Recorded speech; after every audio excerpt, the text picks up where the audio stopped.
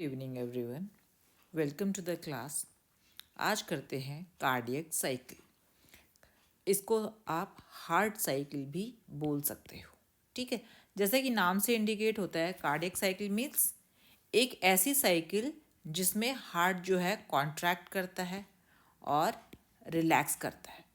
तो इस कॉन्ट्रैक्ट और रिलैक्स होने के सीक्वेंस को हम एक लेमैन लैंग्वेज में हार्ट साइकिल बोलेंगे या कार्डियक साइकिल बोलेंगे। ठीक है, हार्ट जब कॉन्ट्रैक्ट करता है तो हम इसे कहते हैं सिस्टोल, और जब हार्ट रिलैक्स करता है तो हम इसे बोलते हैं डायस्टोल।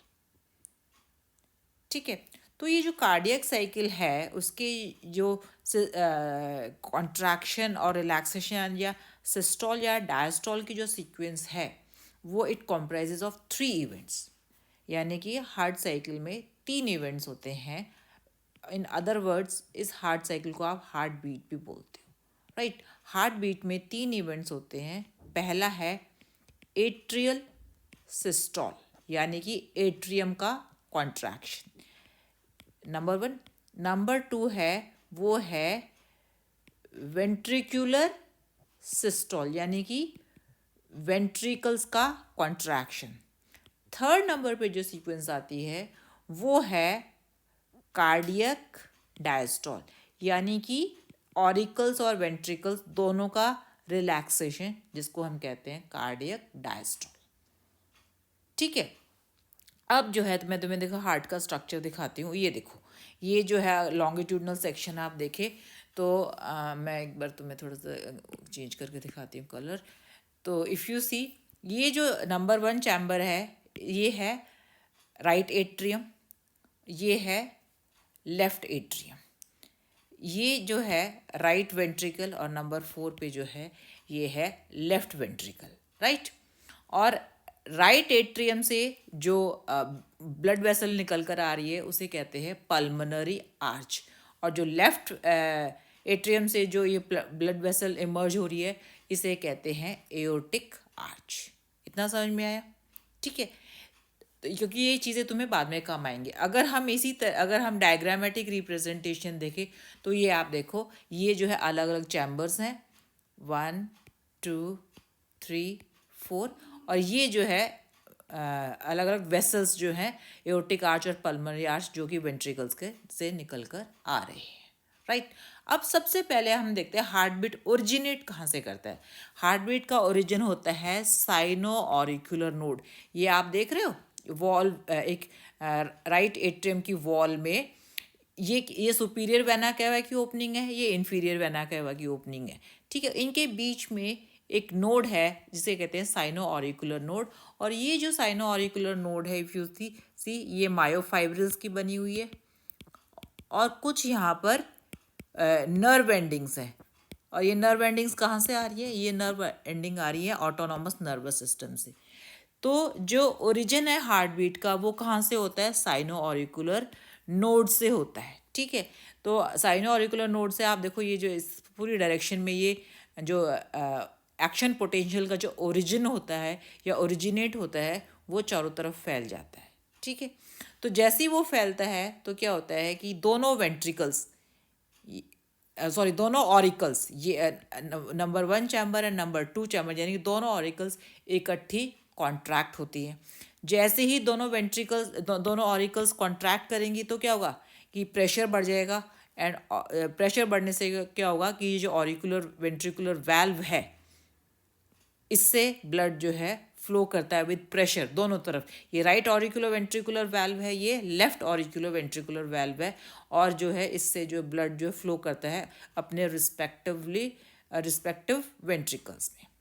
ठीक है, तो अब जो है यानी कि इनिशियली सबसे पहले क्या कॉन्ट्रैक्ट करता है? सबसे पहले कॉन्ट्रैक्ट करती हैं दोनों एट्रियम, और एट्रियम के कॉन्ट्रैक्शन के एंड में क्या होता है कि वेंट्रिकल्स जो वेव ऑफ कॉन्ट्रैक्शन है, देखो आप साइनो ऑरिकुलर नोड से ये ऑरिकुलर वेंट्रिकुलर नोड तक वेव ऑफ कॉन्ट्रैक्शन पहुंची। उसके बाद ये क्या है? परकिंजे फाइबर्स हैं, परकिंजे फाइबर्स तक पहुंची।